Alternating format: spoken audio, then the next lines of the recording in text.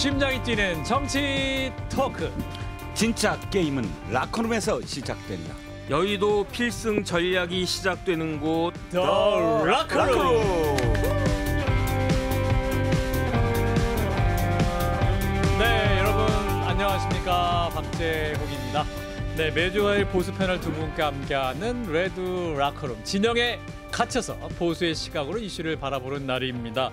자, 오늘도 보수계의 형과후 두 분을 만나보죠. 먼저 이종근 평론가님 어서 오십시오. 네, 안녕하십니까, 이종근입니다. 네, 그리고 아우님 정혁진 변호사님 어서 오십시오. 네, 안녕하세요. 예, 날씨가 또 추울 듯하면서 또 따뜻하고 괜찮은 것 같은데. 아, 그렇죠. 그런데 제가 오늘 그 백화점을 지났는데 네. 와, 벌써 크리스마스 맞아요. 행사, 트리. 행사를 딱 그렇게 겉에 이제 퍼포먼스를 다 해놨더라고요. 그래서 CBS 1층 로비도 트리가 그렇죠. 그러니까 갑자기 네. 마음이 따뜻해지는 느낌? 뭐 추위 뭐 이런 건 상관없이 마음이 환해지는 느낌이었습니다. 이제 연말이구나. 아, 그렇지.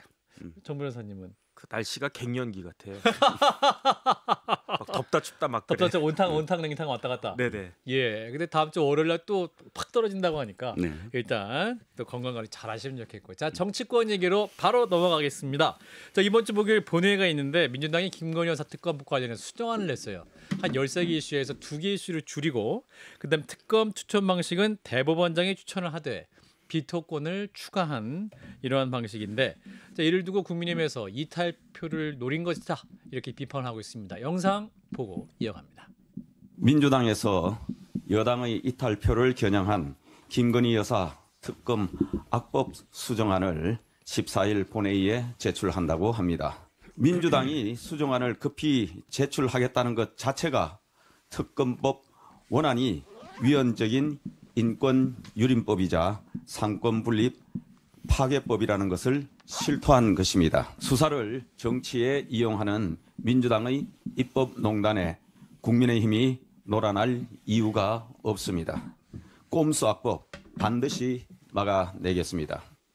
예, 꼼수악법이다. 또 어제 저희 방송에 나왔던 박정원 의원 같은 경우는 이 더불어민주당이 이제 국민의힘 친한계 의원들을 꼬시려고 하는 것 같은데 없다. 이탈표 없다. 뭐 이렇게 얘기했어요. 자, 민주당의 특검법 수정 어떻게 보셨는지. 유혹하려면 네. 그야말로 미끼를 제대로 던져야 되는데 미끼가? 이건 미끼가 될 수가 없다. 그러면 그러니까 일단 유혹은 이렇게 갑자기 눈 윙크 한 번으로 될 수 있는 게 아니거든요. 엄청나게 빌드업을 해야 됩니다. 밀당도 그럼요, 필요하고. 그럼요. 유혹의 기술 뭐 이런 책들이 왜 나오겠습니까? 굉장히 공을 들여야 되는데 네. 갑작스럽게 전혀 유혹할 뜻이 없는 것처럼 상임위에서 날치기로 통과시켰다가 예. 본회의 이틀 전에 이렇게 잠깐 터치를 해서 유혹한다라고 이렇게 하면 유혹당할 사람이 있을까요? 본 내용을 들여다보죠. 내용을 들여다보면 절대 친한 게조차 8명이 아니라 뭐 어떤 사람도 이거를 들어줄 수 없는 게 바로 공천 개입입니다. 차라리 진짜 유혹을 하려면 도이치모터스하고 그동안 그렇게 공을 들인 막 뭐 300만 원 들였다 뭐 엄청나게 뭐 이 시계도 아마 저 촬영하는 시계도 샀을 거예요. 서울에서에서 이렇게 엄청나게 공을 들인 명품백 이런 거 했다고 한다면 저는 받아들일 가능성도 있다고 봐요. 그런데 공천 개입 이거 절대 안 됩니다. 이거는 수십 년 동안 관행이 있어요. 서로 서랍에 뭐 들어가 있는 거는 꺼내지 말자. 아니 정치 상도이가 있거든요. 그 정당끼리 내가 너네 그 서랍 안에 또는 지금은 서랍이 아니고 이 파일 하드디스크 안에 뭐 캐비넷 하드디스크 안에 뭐 있는지는 우리 카톡 뭐 있는지 안 본다. 서로 이렇게 들추지 말자 이런 상도이가 있었어요. 옛날에 말이죠. 댓글팀 있잖아요. 네. 정당에 댓글팀이 있었어요. 그런데 뭐 여의도 앞에 어떤 그 오피스에서 뭐 어떤 몇 호에서 그거 하는 거 다 알고 있거든요. 서로. 그러니까 서로 그 눈 감는 거예요. 근데 그거를 신고하기 시작해. 네. 저기 있죠. 지금 무슨 당이 어디서 뭐 하고 있어요. 그래서 경찰이 들이닥치잖아요. 그다음부터는 전쟁이야. 우리 다 알고 있어. 그리고 다 얘기해요.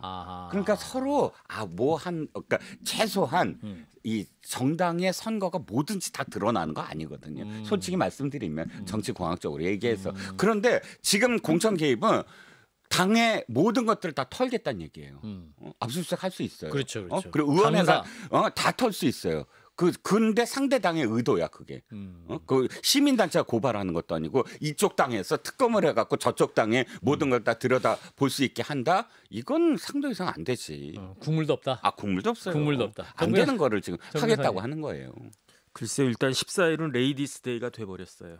14일. 네네. 왜냐하면 김건희 여사 특검법 그날 발의한다는 거잖아요. 그렇죠. 뭐 통과되겠죠. 그 다음에 김혜경 씨 판결이 14일이에요. 맞습니다. 그러니까 여야의 수장의 레이디들이 곤혹을 겪게 되는 레이디스 데이가 되어버렸다. 예, 퍼스트 레이디와 또 다른 레이디. 그렇죠. 예. 그 다음에 이재명 예, 성경에 대표의- 범사에 예. 때가 있다고 그랬단 말이에요. 예. 늦었어요. 제가 봤을 때. 아. 이거를 만약에 민주당에서 한 달 전에만 이렇게 하겠다라고 했어도 상당히 반향이 있었을 텐데 지금 하는 것은 무엇을 의미하느냐. 이재명의 위기의식이다. 민주당의 전략 실패다. 쉽게 말하면 지금 이번 주부터 해가지고 다음 주까지 연이어서 판결들이 나오는데 예. 그걸 보고 지금 긴장하고 당황하고 있는 것으로 보이고요. 그 다음에 그 이재명 대표가 이런 위기를 11월 위기를 모면하기 위해서 10월 31일에 녹취록을 틀었어요. 거기에 이제 윤석열 대통령 음성까지 담긴. 하지만은 그 반향이 별로 그렇게 시원치가 않았어요. 장외투쟁 한다고 했는데 예. 제 눈에는 장외투쟁이 성공한 것 같지 않고 오히려 실패한 것이 아닌가. 그러니까 타이밍이 늦었다. 만약에 이제 그 국민의힘 이탈표를 기대한다라고 하면 이번에 판결이 금요일에 나오는 판결이 무죄가 나오든지 아주 이재명 대표가 기대하는 그런 판결이 나오면 혹시 모를까. 그렇지 않은 경우에는 국민의힘 의원들이 이탈할 일이 없을 것이다. 거기에다가 사족같이 비토권을 왜 답니까? 이왕 주려면 그냥 제대로 그냥 다 화끈하게 주지. 뭐 이렇게 주는 척하면서 무슨 비토권 해가지고 뭐 대법원장이 몇 명을 갖다가 추천을 해도 싫다 이렇게 하면 뭐 똑같은 거 아니냐? 이런 빌미를 갖다 주는 거기 때문에 예. 완전히 지금 민주당은 실패한 전략으로 가고 있다. 그렇게 보여집니다. 그렇군요. 올해 먼저 13개에서 2개로 좁혔고 3자 추천 방식은 그래도 한동훈 대표 아니기 때문에 받을 수 있지 않겠냐 이렇게 봤지만 그 역시도 뭐 전략적으로 그렇게 뭐 좋은 것 같지는 않다 뭐 이렇게 평가를 하시는 것 같은데. 네네. 그럼 국민의힘 의원들 내부도 뭐 전혀 뭐 미동하지 않을 것이다. 오히려 더 강화될 것이다.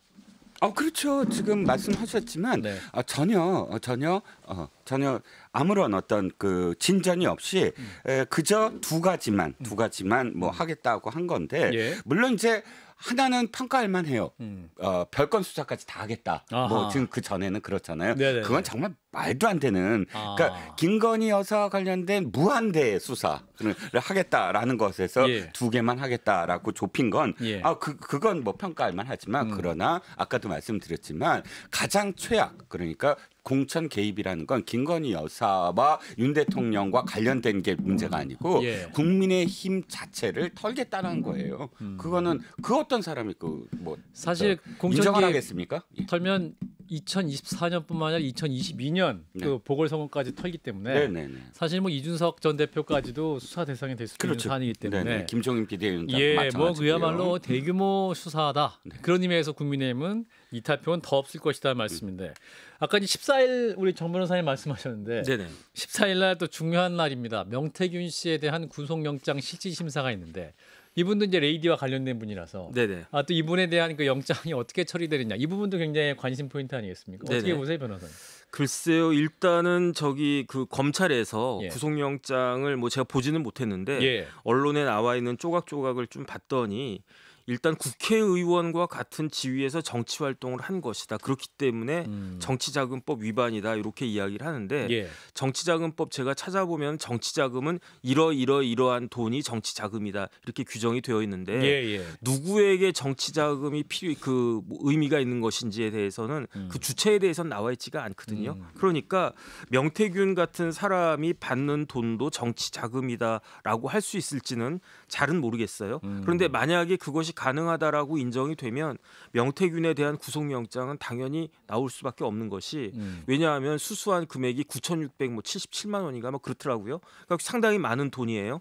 거기에다가 더 중요한 거는 명태균 씨가 혐의를 부인하고 있어요. 그렇죠. 혐의를 부인한다라고 하는 것은 증거를 인멸할 가능성이 굉장히 큰 심리 상태라고 하는 걸 의미하는 거고요. 그다음에 실질적으로 명태균 씨가 휴대폰 매년 바꿨다는 식으로 이야기를 하던데 예. 그 상당한 상한수의 휴대폰이 어디 있는지 지금 모르고 심지어 관련자들하고 말을 맞췄다 뭐 이런 기사들도 있단 말이죠. 예. 그러니까 명태균이 정치인으로서 정치자금에 해당한다라고 요 전제만 인정이 되면 구속영장 발부는 될 것이다라고 저는 생각이 되는데 그런데 과연 명태균 같은 사람까지도 정치자금법에서 규정하고 있는 그 정치인의 범주에 포함시킬 수 있을까? 그건 좀 봐야 되지 않나? 저는 그런 생각 듭니다. 그 부분은 이제 법률가로서 보시기에 약간 애매한 부분이 있다. 네네. 그런 말씀이군요. 네. 근데 이제 검찰의 그 영장을 보면 공천을 매개로 거액의 정치 자금을 수수한 매우 중대한 범죄다. 이렇게 적시를 했기 때문에 네네. 이 부분 그리고 또 명태균 씨가 또 핸드폰 관련해서 또 이렇게 이제 부친의 묘소에 뭐 숨겨놨다 했다가 아니다 뭐 다 폐기했다가 여러 가지 또 정황이 엇갈리고 있기 때문에 이 부분을 네. 또 판사가 보기에는 증거인멸 우려가 크다 이렇게 볼 가능성이 있지 않습니까? 네, 그렇습니다. 뭐 정법전에 정혁진 변호사께서는 사실 법리로 말씀을 하시지만 예. 저는 이게 법리 이전에 굉장히 중요한 이번에 이 재판이 될 것이다. 왜냐하면 일단 관행처럼 되어 왔던 선거에 있어서 각 정당이 해왔던 불법 여론조사가 많았어요. 예. 뭐 솔직히 저도 이제 그 정치부에 있으면서 이런 식의 이 여론조사 기관들, 그러니까 지방에서 활약하고 있는 많이 얘기 들었거든요. 그러니까 여론조사가 아니라 거의 해당 그러니까 후보들 예비 후보들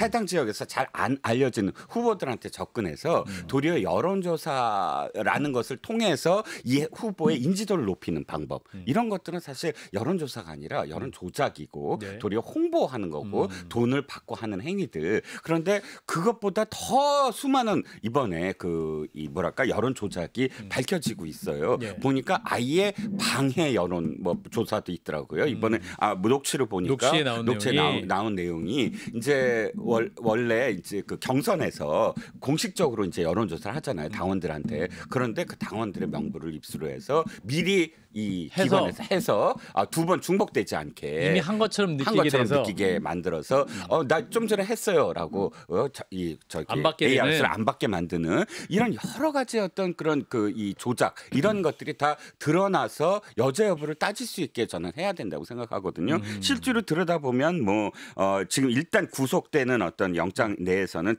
지역에 이제 출마하겠다고 하고 2억 4천만 원을 수수했다든지 뭐 이런 부분들이 있기 때문에 예. 이제 앞으로 수사에서 그 범위까지 드러나면 상당히 이번을 기화로 해서 예. 이런 불법 여론 조작 하는 그런 브로커들의 행태가 단죄를 좀 받아야 되는 게 아니냐, 뿌리 뽑혀야 되는 게 아니냐는 생각입니다. 예. 그리고 이제 명태균 씨가 대통령과의 녹취록이 나오기도 했고 이번에 또 이제 창원지검 전담 수사팀이 그 명태균 씨의 컴퓨터 하드디스크 포렌식을 했더니 카톡 메시지가 나왔다. 그러니까 대통령에게 우리 김영선 의원을 잘 부탁한다.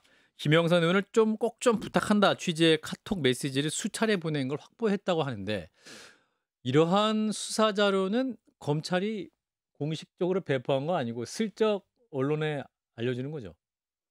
저는 검사를 안 해봐가지고 모르겠는데 제가 15밖에 안 해봐가지고 안 해봤습니다. 네네. 예. 그러나 이게 뭐랄까 이게 정황상 보면 그런데 예컨대 이게 검찰에서 나왔을 수도 있고요. 네. 이제 포렌식 할 때는 그 변호사도 참관하는 경우가 많아요. 아하. 그러니까 명태균 씨 변호인 뭐 유명한 변호사던데 예. 그분이 참관하지 않았을까 저는 그 생각을 하는데 아하. 그렇다라고 하면 나올 수 있는 출처는 검찰에서 나왔을 수도 있고 아니면 변호인. 변호사가 아하. 흘렸을 수도 있지 않을까 저는 그런 생각이 드는데 예. 어쨌든 레임덕이라고 하는 것의 특징 중에 하나가 은밀한 정권 내 비밀 같은 것들이 흘러나오기 시작하면 그게 레임덕의 징표 중에 하나라고 그러던데 그렇죠. 만약에 이게 검찰에서 이런 식으로 나왔다라고 하면 그러면 이제 문제다. 왜냐하면 윤 대통령 관련해가지고 그 다음에 이제 명태균 씨가 윤 대통령한테 보낸 메시지이기 때문에 이게 나가면 안 된다. 그런 의미가 아니고요. 예. 수사 자료가 이런 식으로 나가면 안 되는 거거든요.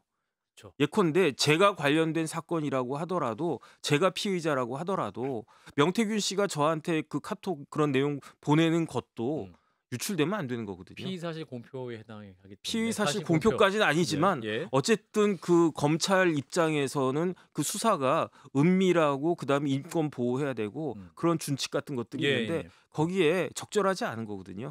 이거는 도대체 이게 어떻게 나갔는지에 대해서는 감찰 차원에서라도 한번 봐야 되는 거 아닌가? 전 그런 생각 듭니다. 예, 또 하나 이제 명태균 씨가 본인이 이제 인신 구속이 될 경우에 가만히 있지 않겠다라는 게 이제 수차례 본인이 언론을 통해서 또 언론 취재 기자들 앞에서 밝혔던 입장이기 때문에 만약에 오는 14일 날 이제 인신 구속이 된다면 그 이후에 혹시라도 또 보관하고 있을 추가 자료가 공개되거나 혹은 폭로될 경우에 또 다른 또 차원의 리스크가 있을지 않을까라고 말씀하시는 분도 있어서 저는 그렇지 않습니다. 제가 아. 생각엔 정반대일 것 같아요. 음. 왜냐하면 지금까지 명태균 씨는 검찰의 수사를 회피하기 위해서 폭로전을 벌일 것처럼 계속 블러핑을 해왔습니다. 예. 그런데 결과적으로 그게 자신한테 도움이 됐나요? 그러니까 변호사가 그때는 조력을 하지 거의 없이 그렇죠. 자신의 어떤 판단으로 계속 여론전을 펼치면서 언론들과 밀당을 벌인 것으로 보입니다. 예. 그런데 이제는 변호사가 직접적으로 관여하기 시작하고 태도가 바뀌었어요. 폭로 없다. 내가 폭로를 이야기한 적도 없고 폭로할 내용도 없다. 그리고 김소연 변호사가 지금 본인도 그렇게 이야기하고 있습니다. 변호인으로서 폭로 없다. 그런데 만약에 여기서 또 폭로를 한다고 했을 때 두 가지예요. 첫 번째는 뭐냐면 자신한테 옹호를 해줄 수 있는 정치적 집단이나 세력이나 혹은 국민들이나 있을까요? 아하. 저는 없다고 봅니다. 뭐 보수 진보 모두에게 외면받을 수밖에 없다. 그렇죠. 지금 어차피 지금 자신한테 반하는 자신한테 불리한 증언을 하는 운전기사나 혹은 강혜경 씨가 민주당의 뭐 포섭이라고 표현하면 이상하지만 어쨌든 제보도 하고 완전히 민주당 측의 입장을 대변할 수 있는 그런 위치에서 지금 있단 말이죠. 그렇죠. 그들은 자신한테 유리한 쪽으로 가지 않아요. 그럼 민주당 쪽으로 자신이 갈 수도 없어요. 지금은. 이미 자신의 반한 쪽이 있고 근데 국힘 쪽에서는 자신을 보호해 줄 수 있는 사람이 없어요. 김종인 비대위원장과 그렇게 친하다고 하지만 이미 김종인 비대위원장은 권력이 없고 그러다 보면 내가 폭로를 한다고 해서 나한테 유리한 지경으로 뭐 여론도 지금까지 분리해 왔고 또 뭐 어떤 정파도 나한테 유리한 상황이 아닌데 재판 이제 거의 기소로 갈 단계에서 내가 폭로한다? 그러면 거의 자폭의 분위기고 또 그 변호인이 그것을 그런 식으로 아마 이 의뢰인의 어떤 행동을 지켜보지는 않을 것 같거든요. 그래서 전 유리한 방향, 자신의 형량을 줄이고 어쨌든 내가 모든 것들을 사실 다 잘못했다. 모든 것은 아니지만 어쨌든 일정 부분 내가 잘못했다라는 쪽으로 가는 것이 본인한테 유리하다고 전 판단할 거예요. 재판 전략을 그렇게 짤 것이다. 예. 정 변호사님은. 글쎄요, 뭐 저하고는 상관없어요. 저도 상관없어요. 저도 상관없습니다. 예. 아니 그 명태균 자유예요. 저는 명태균이 자기 마음대로 하라고 이야기하고 싶어요. 뭐 2,000장 갖고 있다면서요. 깔려면 다 까든지 말든지 그건 제가 알 바 아닌 거고. 그 다음에 이제 명태균 씨가 본인이 그 판단해가지고 그만. 첫 번째 가지고 있는지부터 전 잘 모르겠고 그 다음에 가지고 있다라고 했을 때 이것을 오픈하는 게 본인한테 유리한 건지는 잘 모르겠는데 제가 제3자 입장에서 명태균 씨한테 이건 오픈하고 이건 오픈하지 말라 그런 이야기할 위치에 있지도 않고요. 그런 이야기할 생각도 없고 그냥 본인이 알아서 잘 처신하기 바라고 대신에 구속영장은 발부됐으면 좋겠다. 저는 그런 생각합니다. 알겠습니다. 자, 첫 번째 영상 여기서 보고요. 자, 두 번째 영상으로 넘어가 보겠습니다. 자, 이제 1심 선고를 앞둔 이재명 대표 얘기인데 민주당이 이재명 대표의 무죄를 국민의힘은 유죄를 확신하고 있습니다. 특히 이제 국민의힘 의원들 중에는 뭐 벌금형 확실한 액수까지도 이렇게 말씀하는 분들이 계시는데 한동훈 대표가 오늘 이재명 민주당의 사법방해 저지 긴급 대책회의를 소집했는데요. 장면 듣고 이어가겠습니다. 민주당이 판사 겁박 무력 시위 이게 아니라고 하던데 이게 맞죠? 이게 왜 아닙니까? 이번 주 토요일, 다음 주 토요일은 그날은 서울 시내 상당수 학교에서 대입 수험생들의 대입 논술고사가 실시되는 날입니다. 여러분, 우리 국민들은 수능 날에는 혹시 교통 혼잡해서 수험생들이 시험장에 늦을까봐 출근 시간도 조정해 주는 기꺼이 출근 시간을 조정해 주는 사람들입니다. 우리의 수험생들, 학부모님들, 선생님들 모두 짜증스럽고 싫을 겁니다. 이걸 왜 해야 합니까?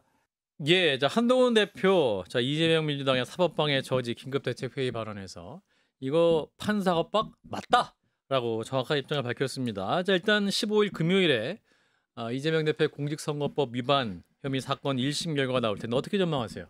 근데 저도 언제나 정혁진 변호사와 함께하는 날은 네. 나도 좀 이렇게 그 법전이나 정법전. 뭐 이거 좀 찾아보려고 합니다. 이렇게 그 뭐랄까 그래도 뭐 비슷하진 않지만 나도 이제 근사치를. 법에 대해서는 좀 얘기해보고 싶은 마음이 있어서 찾아봤더니 가중 요인과 감형 요인이 있어요. 근데 가중 요인은 뭐냐면은 불특정 다수에게 허위사실 공표잖아요. 이게 예. 지금 선거법상 허위사실 공표에서 가중 요인은 불특정 다수에게 반복적으로 그 허위사실을 공표했을 때. 근데 보면 두 가지 그러니까 하나는 김문기 씨를 모른다. 그다음에 두 번째 백현동과 관련돼서 국토부의 압박이다. 이 두 가지 다 불특정 다수한테 공표했다는 게 뭐예요? 방송이 불특정 다수한테 한 그렇습니다. 거잖아요. 예. 그리고 반복적 벌써 4개의 방송국에 했어요. 이건 국정감사도 생중계가 됐잖아요. 그리고 불특정 다수에게 반복적으로 했다. 이게 왜 가중 요소냐면 의도적으로 했다는 거예요. 지난번에 권순일 대법관이 뭐 주도를 했다고 저는 의혹을 갖고 있지만 어쨌든 그때 당시에 경기도지사 시절의 공직선거법은 토론회 한 번이에요. 그리고 토론에서 압박이 있었기 때문이라고 해서 그 거짓말은 나쁜 거짓말이 아니다. 뭐 이런 식으로 갔지만 이건 반복적으로 의도적으로 했다는 거죠. 내가 대장동과 백현동의 그런 어떤 그런 비위와 비리 사건에 연루가 안 돼 있다라는 것을 모른다와 국토부의 압박이다. 라는 허위 사실로 대체한 거잖아요. 그렇기 때문에 가중 요소, 감형 요소는 뭐냐면 자수했을 때와 그다음에 이것을 그죠 내가 맞습니다. 내가 자진 철회하겠습니다. 출마를 뭐 이렇게 했을 때를 제외하고는 감형 요소가 없기 때문에 가중 요소만 있다. 그래서 이것은 80만 원, 90만 원이 아니다. 벌금은 100만 원 이상이고 100만 원 이상이다. 예. 당선 무효에 해당하는 예. 정법사님? 제가 봤을 때는 유죄예요. 예, 유죄. 예, 민주당의 태도를 보면 알 수 있어요. 민주당이 말로는 무죄를 주장하지만 하는 행동은 유죄거든요. 첫 번째 탄원서를 냈는데 그 탄원서가 무죄 탄원서잖아요. 100만 명. 근데 그게 숫자도 중요하지만 무죄 탄원서라고 하는 걸 본 적이 없거든요. 판사들이 제일 싫어하는 게 뭐냐면 자기들이 판단하는 거예요. 결과를 미리 해서 뭐 그렇게 말하는 것이 판사의 판자가 판단할 판자거든요. 그러니까 판사는 내가 판단하는 거지 다른 사람들은 판단하는 거 아니야. 변호사 심지어 제가 요즘 이제 법정 들어가면요. 판사님들이 저보다 10년, 20년 후배예요. 그런데 제가 뭐 아는 척하면 판사들 무지하게 싫어해요. 당신 공기가 재판정 공기가 달라집니까? 노골적으로 왜 그러지 말라고 그렇게 하는 판사들도 있어요. 판사들은 판단한 것에 대한 프라이드가 굉장히 강한 사람들이기 때문에 제3자가 내 사건에 대해서 내가 하는 재판에 대해서 제3자가 이래라 저래라 판단하는 거 무지하게 싫어하거든요. 더군다나 유죄냐 무죄냐를 판단한 건 내 권한인데 왜 100만 명씩이나 되는 사람이 나는 유죄라고 생각하는데 혹은 아니면 내가 무죄라고 생각을 해도 왜 거기에 대해서 숟가락을 갖다가 100만 명이 얹으려고 하느냐. 역효과 나는 겁니다. 오히려. 그러니까 이거를 모르겠습니까? 이재명 대표가 30년 넘게 법조인이에요. 그런데 이걸 모르겠습니까? 재판도 많이 했어요. 형사재판 전문하는 변호사였단 말이에요. 그런데도 이런 행동을 할 만큼 이재명 대표와 민주당 마음은 초급하다. 더 중요한 건 뭐냐면요. 재판 중계 반대하고 있잖아요. 생중계 반대하고 있는데 이재명 대표는 재판 생중계 경험이 있는 사람이에요.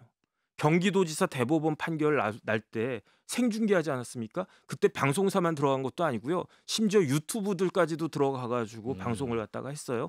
무죄 나왔잖아요. 그때 얼마나 짜릿했겠습니까? 이재명 대표가 검찰에 복수한다라고 하면 이거 생중계 해야 돼요. 그래가지고 무죄다 피고인 이재명 무죄 그러면 얼마나 많은 큰 반향이 일어나겠습니까? 이거보다 더한 정치적인 이벤트가 어디 있겠습니까? 그런데 지금 민주당에서는 생중계하자고 하니까 중계하자고 하니까 뭐 그렇게 하면 이재명 대표 망신당한대요. 망신당하는 거는 유죄란 이야기 아니겠습니까? 인권이 침해가 된대요. 그 인권이 침해가 된다는 것도 유죄가 나와가지고 지난번처럼 박근혜 전 대통령, 이명박 전 대통령처럼 전직 대통령이 유죄 판결 받는 것처럼 그렇게 인권 침해가 된다라고 그렇게 이야기하잖아요. 그 이야기는 민주당에 있는 고위 판검사 출신 그 법조인들도 법조인 의원들도 유죄라고 생각하는 거 아니겠는가? 저는 그런 생각이 들고요. 유죄라고 하면 징역 1년입니다. 왜냐하면 구형을 2년 했잖아요. 구형 2년 했는데 그 2년이라고 하는 게 양형 기준에 따라서 판사가 선고해야 할 형이 2년이라는 얘기거든요. 그런데 검찰이 2년 정도 구형했으면 그러면은 판사가 그 검찰이 이야기한 게 맞고 이 사람이 유죄다라고 하면 일반적으로는 검찰 구형량의 미니멈 절반은 때려주거든요. 예. 그렇게 되면 최소한 징역 1년은 나오지 않겠는가. 아하. 저는 그렇게 예측이 됩니다. 네. 아까 우리 이종근 평론가가 법 공부하셔서 이렇게 분석해 주셨는데 어떻게 들으셨어요? 잘했어요, 저? 너무 잘했죠. A 플러스. 이종근 A 플러스. A 플러스인데. 동명이인의 변호사님도 계세요. 오, 예. 검사장까지 하신 분이에요. 저 좋은 일입니다. 검색하면 늘 이게 수사 대상에 올랐다거나 뭐 이런 얘기만 나옵니다. 예. 갑자기 생각난 분이 있어요. 자, 그런데 이재명 대표가 SNS에 재판 관련 글을 올리고 있는데 그 내용을 자세히 보면 이번 주 있을 그 15일 재판보다 오히려 25일에 있을 그 위증교사 재판에 대한 언급이 많거든요. 그 실패한 위증교사가 위증교사냐 뭐 이런 얘기인데 이거는 어떤 이유라고 보십니까? 그건 두 사람 때문이에요. 두 사람? 네네. 첫 번째는 김모 씨, 위증한 당사자. 예. 위증한 당사자가 내가 증언을 했어요. 그 사람이 증언을 했는데 그 증언이 거짓말이었다고 그 사람이 인정을 했잖아요. 맞아요. 그 다음에 그 거짓말을 한 게 내가 자발적으로 스스로 내가 이재명 경기도지사 팬이었기 때문에 이 지사를 내가 도와주기 위해서 거짓말했다 이렇게 얘기하지 않았어요. 예. 이재명 대표가 그 당시 경기도지사였는데 경기도지사처럼 어마어마하게 높은 분이 왜냐하면 그 김모 씨가 성남시장 수행비서였잖아요. 가방 들고 다니던 사람이었단 말이에요. 경기도지사 가방 들었던 사람 눈에도 경기도지사는 어마어마하게 보일 텐데 성남시장 가방 들어가지고 성남시장도 어마어마하게 보일 사람이 경기도지사가 직접적으로 그 김모 씨가 뭐라고 이야기했느냐 재판 나가가지고 물어봤어요. 검사가 당신 왜 위증을 했습니까? 두 가지 이유 때문입니다. 경기도지사님 그렇게 높은 분이 직접 첫 번째 직접 전화했잖아요. 두 번째 여러 번 수차례 나한테 이걸 갖다가 이야기했기 때문에 내가 어마어마한 중압감을 가져가지고 그래가지고 내가 위증할 수밖에 없었다. 그렇게 이야기했고 두 번째는 또 누구 때문이냐? 유창훈 부장판사 때문이에요. 아하. 유창훈 부장판사가 이재명 대표한테는 약을 먼저 줬어요. 그다음에 병도 준 거예요. 왜냐하면 유창훈 부장판사가 뭐라고 그랬습니까? 그 위증교사 관련해 가지고는 소명되는 것으로 보인다란 말은 간주한다는 뜻이고요. 거의 맞다 그 이야기란 말이에요. 예. 그러면 유창훈 부장판사가 쓱 보고도 이거는 유죄다라고 이야기를 하는데 그런데 김동연 부장판사가 아니야 이건 무죄야라고 어떻게 이야기할 수 있겠습니까? 그다음 김동연 부장판사가 김모 씨가 위증한 사람이 이러이러해가지고 내가 거짓말했고 그거는 이런 이유 때문이다라고 이야기하는데 어떻게 무죄를 갖다 때릴 수 있겠습니까? 그다음에 최근에 얼마 전에 김용 씨 관련해 가지고 위증교사가 있었어요. 예. 그 위증교사 했던 사람들도 그 구속시켰거든요. 그 구속영장 발부됐거든요. 예. 그런데 어떻게 벌금형을 갖다 때릴 수 있겠는가? 종합적으로 봤을 때 이재명 대표는 혹시 공직선거법 위반죄 제 예상하고 다르게 뭐 무죄가 나온다거나 뭐 80-90만 원이 혹시 나올 수 있을지 몰라도 열흘 뒤에 있을 위증교사죄는 빠져나가기 어려울 것이다. 아하. 본인도 그렇게 생각하고 있는 겁니다. 그러니까 15일 재판보다 25일 재판이 더 중요할 수 있겠다라는 거고. 그래서 이제 주말에 장외 집회가 있었는데 여기서 이제 민주노총 일부 집회 참가자들과 경찰이 충돌을 했고 경찰 측 105명이 부상을 입었고 11명이 현행범으로 체포가 됐습니다. 이 장면을 보고 이재명 대표 같은 경우는 그 1980년대 경찰 백골단 모습 보는 것 같다. 네, 이분들은 이재명 대표든 아니면 김민석 최고위원이든 제가 늘 주장합니다. 제발 좀 2024년으로 돌아오시라. 1980년대에 그냥 갇혀 있어요. 여전히. 안 돌아오고 싶어. 그러니까 자기네들이 아직도 민주화 투쟁을 하고 있고 백골단으로부터 늘 폭력 적으로 이렇게 그 탄압을 받고 있다라고 얘기하는데 예. 저 그 현장에 있었습니다. 아하. 현장에서 목도 했고요. 지난주 체증이 됐어요. 그 사진들 다 체증이 됐어요. 어떤 상황이냐면 남대문에서 덕수궁까지 이 집회 허가를 어떻게 받았냐면 4차로까지만 한다고 받았어요. 민노총이. 근데 어떻게 했냐면 자 우리 5차로로 밀어붙입시다. 그러고 경찰을 펜스를 걷어치우고 밀어붙였어요. 그러니까 경찰은 당연히 허가를 받은 공간 내에서 하십시오라고 계속 경고를 했어요. 예. 하지만 우리가 지금 사람이 많으니까 그냥 밀어붙여요. 으쌰 해갖고 밀어붙였단 말이죠. 자, 그 다음에 동영상 다 체증이 됐습니다. 지금 다 볼 수가 있어요. 그 다음에 경찰들이 어쨌든 펜스가 없으니까 맨몸으로 있잖아요. 예. 계속 뺨따기를 때립니다. 톡톡톡톡. 왜?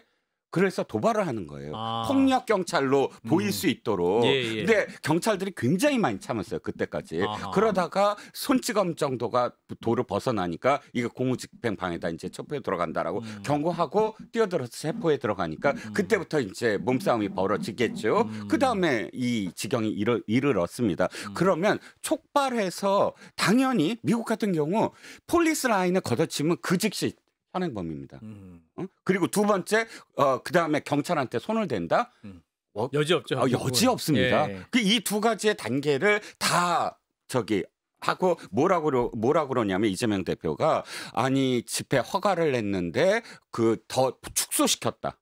거꾸로 얘기하는 거예요. 축소시키고 그 다음에 이 경찰이 이 시위대에 비집고 들어왔다. 이것 역시 동영상 다 있습니다. 아까 말씀드렸잖아요. 제가 그 현장에 있었다고. 4차로에서 5차로까지 자기네들이 더 밀어붙였다고요.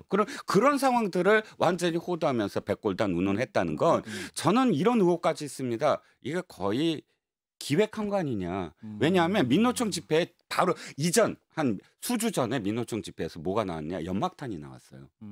연막탄 지금 그때까지 없었습니다. 예. 연막탄이 왜 위험하냐면 당시에 그러니까 집회가 평화적으로 이루어지고 있고 평화적으로 다 보호해주고 있는데 연막탄을 함으로써 무엇인가 이게 그 시위대를 흥분하게 만들고 그러면서 뭔가 여기가 지금 뭐가 벌어지고 있구나 멀리서 봤을 때 그런 것들을 획책하면서 그때도 경찰이 이건 불법입니다 하고 뛰어들어서 체포를 했거든요. 예. 체포를 한 명을 했습니다. 그런데 그때도 이게 다음에는 폭력적인 어떤 시위로 변질할 수도 있다라고 굉장히 우려를 했는데 실질적으로 이렇게 충돌이 일어났습니다. 그러니까 솔직히 시민들이나 국민들은 이제는 알아요. 왜 뭘 아느냐? 예전과 달라요. 다 동영상 찍을 수가 있고 또 경찰이 어디까지 사실 설득을 하려고 했는지 사실 다 드러날 수 있다고 생각을 합니다. 예.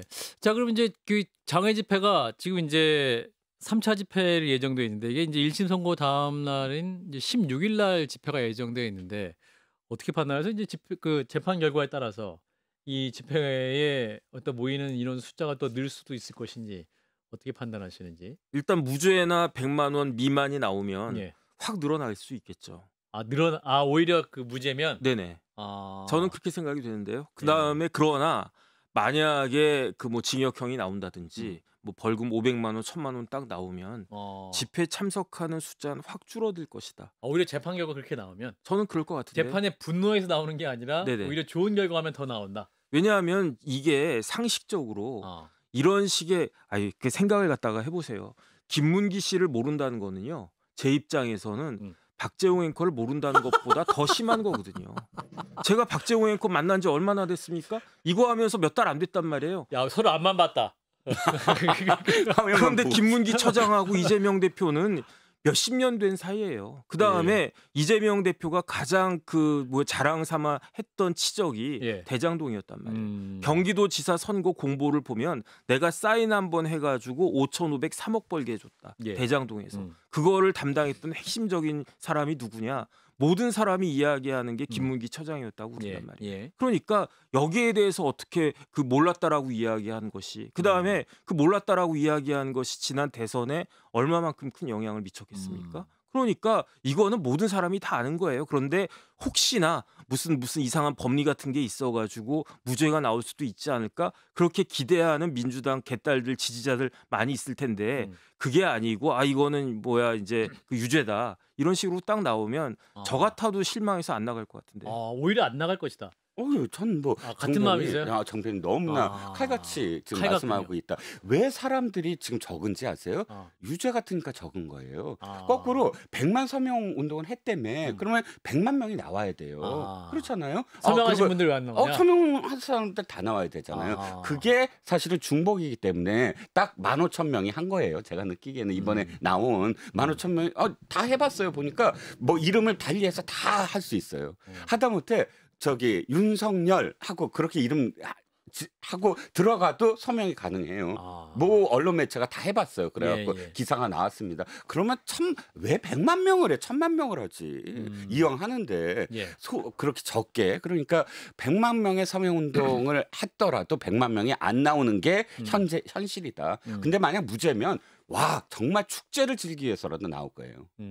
환호성 지르고 이거야말로 정치 탄압이라는 게 드러났지 않느냐. 아. 그래서 완전히 투쟁의 불길로 아하. 바꿀 오히려. 겁니다. 아하, 그렇군요. 자, 이런 가운데 성남 FC 사건에 대한 재판도 진행되고 있는데 여기서 지금 또 주목할 만한 뉴스가 재판에서 검사가 퇴정 명령을 받았습니다. 한동훈 대표도 지적을 했습니다만 이게 이제 원래 수사를 했던 검사인데 다른 지역에 아마 발령받은 것 같아요. 네네. 그래서 관할이 아닌데 이제 하루 일일 직무들이 발령을 받아가지고 공판 직무 수행한 것이 위법하다 해서 이제 판사가 퇴정 명령을 내리는 사건인데 요게 이제 검찰 측이 다 항의하면서 이제 검찰들이 나가버렸다고 그러는데 요거는 우리 법조님 잘 아실 테니까 요거 네네. 어떤 이상한 상황인가 아니면 뭐 일반적인 상황인가요? 조금 이례적인 상황이라고 볼 수 있겠죠. 그런가요? 그래가지고 이게 무슨 일인가 봤더니 이제 기사를 봤더니 그 담당 재판장이 검찰청법 5조를 이야기했다는 거예요. 예. 5조에 어떻게 되어 있냐면은 검사는 특별한 경우를 제외하고는 소속 검찰청 관할 구역 내에서 직무를 수행한다 이렇게 돼 있단 말이에요. 그러니까 청주 CBS는 청주 CBS에서 방송만 하는 거고 뭐 이런 느낌이죠. 그런데 단서가 있어요. 단서가 다만 수사에 필요할 때에는 관할 구역이 아닌 곳에서 직무를 수행할 수 있다. 특집할 때는 본사 와서 특집 방송할 수 있다. 그런 거죠. 아. 그 다음에 검찰청에 이제 그 검찰 그 규칙이 있어요. 검찰청 규칙. 여기에 직무 대리 규정도 있거든요.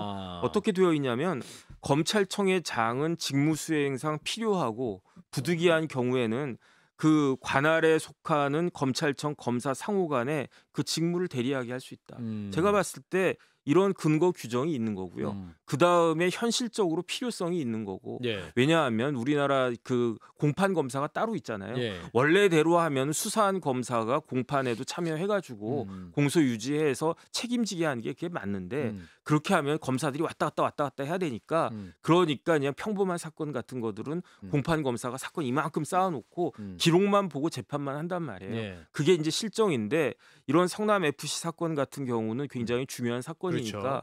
실질적으로 수사에 가담했고 그런 검사가 나와야 재판장이 궁금한 거 있으면 물어보면 예컨대 공판 검사한테 물어보면 답을 할 수 있겠습니까? 그렇죠. 그럼 수사한 검사한테 물어보고 그다음 뭐 서면으로 답을 갖다 드리겠습니다라고 하면 재판장도 속이 터질 텐데 그러니까 직접 수사했던 검사가 딱 나오면 즉답이 제깍제깍 나올 거고 그렇죠. 그게 여태까지 어떻게 보면 실질적으로 검사들이 일을 해왔던 관행인데 여기에 대해서 이렇게까지 꼬투리 잡을 일인가? 그거는 잘 모르겠고요. 여기에 대해서는 그 법원에서 더 높은 법원에서 뭐 대법원이든 어디든 좀 이렇게 업무 정리를 해줘야 되지 않을까? 전 그런 생각 듭니다. 그렇군요. 뭐 이상한 상황은 좀 특이한 상황인 건 분명한 거 맞는 네네, 것 그런 것 같다. 같습니다. 예. 자, 이제 두 번째 얘기는 여기서 마무리를 하고 이제 세 번째 영상을 보면서 자, 오늘 라크로 마무리할 텐데 자, 이제 의정 갈등 계속되고 있습니다. 9개월째 이어지고 있고 이제 여야 의정 협의체가 출범을 했는데 일단 야당과 전공의 단체가 빠진 상태에서 출범을 했죠. 그래서 여의정 협의체다 뭐 이런 얘기도 있습니다. 자, 일단 영상 보겠습니다. 저희가 협의체가 12월 말까지 기한을 두고 이렇게 운영을 합니다만은, 저희가 가능한 12월 22일이나 23일 그 전에 의미 있는 결과를 도출해서 우리 국민들에게 크리스마스 선물을 안겨드릴 수 있도록 최선의 노력을 다하겠다는 말씀 드리도록 하겠습니다. 예, 자 김성원 국민의힘 의원의 발언이었습니다. 일단 올해 말까 약간 12월 말 크리스마스 전에는 선물을 준비하자 뭐 이런 포부입니다. 잘 될까요? 어떠한 만남도 안 만나는 것보단 낫다라고 생각을 합니다. 네. 물론 지금 야당도 없고 또 정공의 단체도 없습니다. 그렇죠. 하지만 지금까지 대한의사회 등 사실 의사들의 직능단체는 굉장히 많잖아요. 서로 이익이 또 서로 좀 다릅니다. 그렇기 때문에 물론 전부 다 지금 이렇게 안 만나려 하고 대화에 거부했던 어떤 상황에서 그나마 정공의 단체 등 몇 개 빼놓고 대한의사회 등이 참여를 했습니다. 그러면 여기서부터 시작하자. 이건 뭐 그래도 주목할 만하다. 근데 한 가지 제가 정말 나쁘다고 생각하는 건 야당입니다. 야당. 왜냐하면 민주당이 지금까지 야 이거는 우리가 직접 같이 하자, 같이 의사들을 설득하자라고 먼저 제안했고 지금까지 여당한테 촉구했던 것 또는 대통령실한테 촉구했던 것이 민주당이에요. 같이 의사를 설득하면 좋지 않겠느냐. 그런데 막상 여야 의정 협의체도 사실 한동훈 대표와 이재명 대표 간에 어느 정도는 합의를 했었어요. 그런데 갑작스럽게 되고 있으니까 우리는 안 나가겠다. 잘 될까봐? 글쎄요. 어쨌든 고스란히 이제 가져가려고 공을 가져가려고 했거나 아니면 지금 그 이슈.